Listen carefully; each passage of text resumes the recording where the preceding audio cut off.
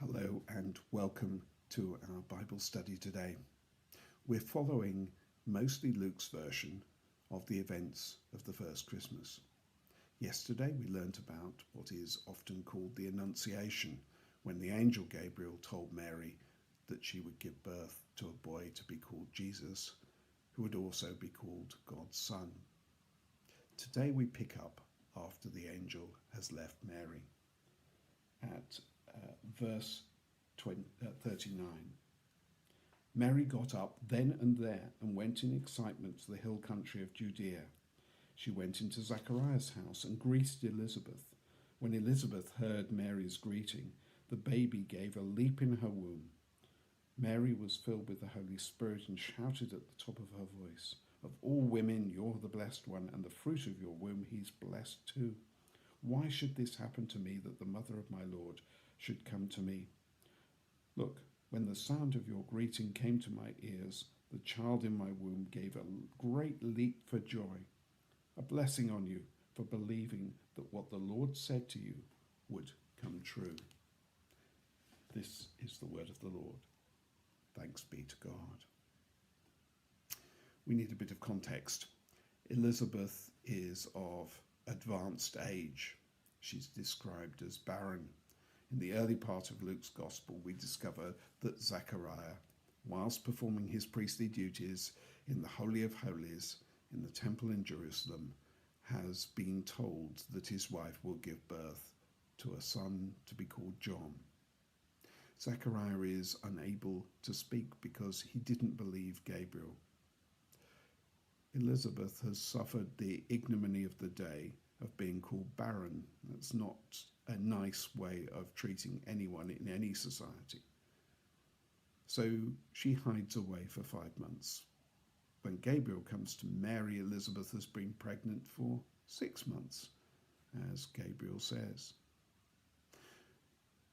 So Luke, and remember he's the historian and clearly checks out his facts, says that Mary got up then and there and went up to the hill country of Judea. It almost sounds like walking up to Lower Pen or something of that sort.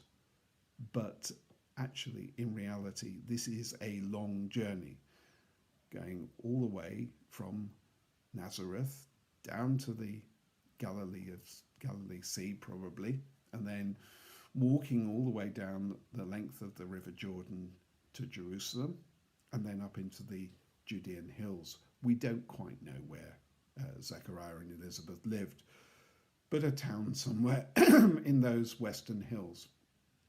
We're told that Elizabeth is Mary's cousin and that Mary was excited. So excited she set off immediately. There's no indication that she had any companions on the way, although she probably joined up with other travellers on the road at various points. No buses, no trains, and probably not even a donkey. Almost certainly she walked the whole journey, and no doubt pondering all the way everything that Gabriel had told her. It doesn't sound either as if Mary had been able to send an indication that she was on her way to visit her cousin. So the picture is that she arrives at Elizabeth's house and shouts out, "Anybody in? Elizabeth, are you there?" or something similar.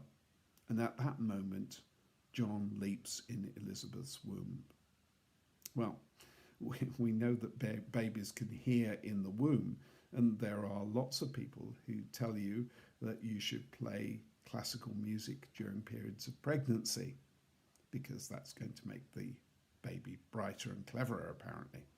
So Helen and I have always worried that during her pregnancy with Charlotte and James, they were listening to the Neighbours theme tune every day. Actually, I don't think it made any difference. But imagine the scene. Elizabeth shouts at the top of her voice, "Of all women, you're the blessed one, and the fruit of your womb, he's blessed too. Why should this happen to me, that the mother of my Lord should come to me?" Our reading today is as much about Elizabeth's reaction and insight as it is about Mary's visit. our Bibles print Elizabeth's words as prose, but actually they're really a little poem. And Elizabeth, because of the Holy Spirit, as we saw yesterday, is able to see things that she ordinarily would not see. And John moving in the womb is just confirmation that she's heard correctly. Mary is pregnant and her child will be the Messiah. So 2 pregnant women in very different circumstances. Elizabeth, the older woman who'd given up hope of having a baby, and Mary, of course, is pregnant much sooner than she expected. But these cousins are not jealous of each other.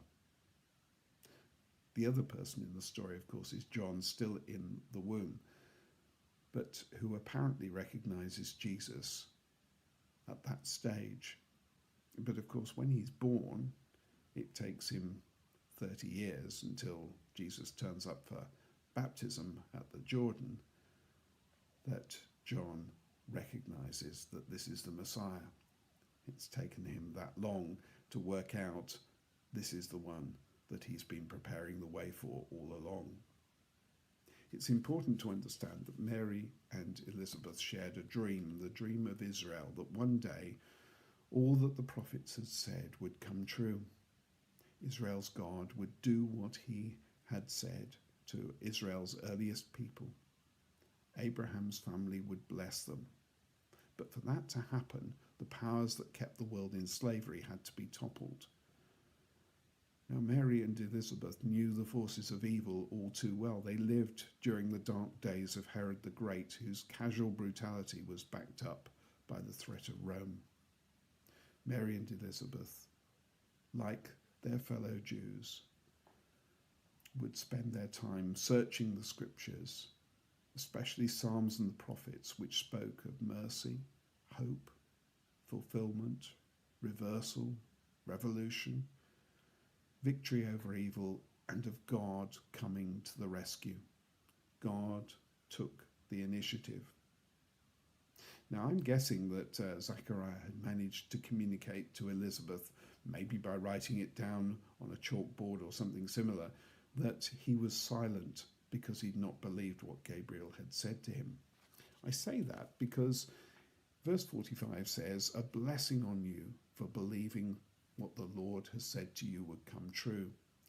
You see, there's the contrast, there's the difference between the reaction to the news as received by Zechariah and by Mary. So Mary says, "How?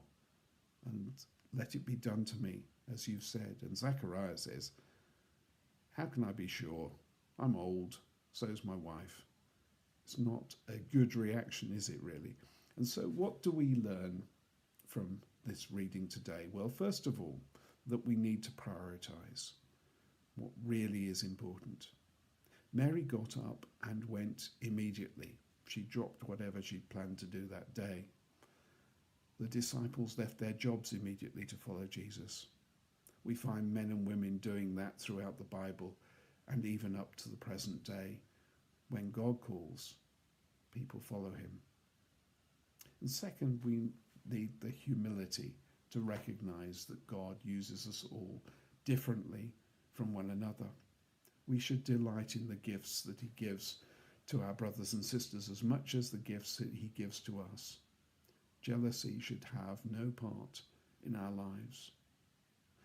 And third, we need to have faith and trust in God, that what he says he will do, he will deliver at the right time and in the right way. More tomorrow when Reverend Deb will read and talk to us about Mary's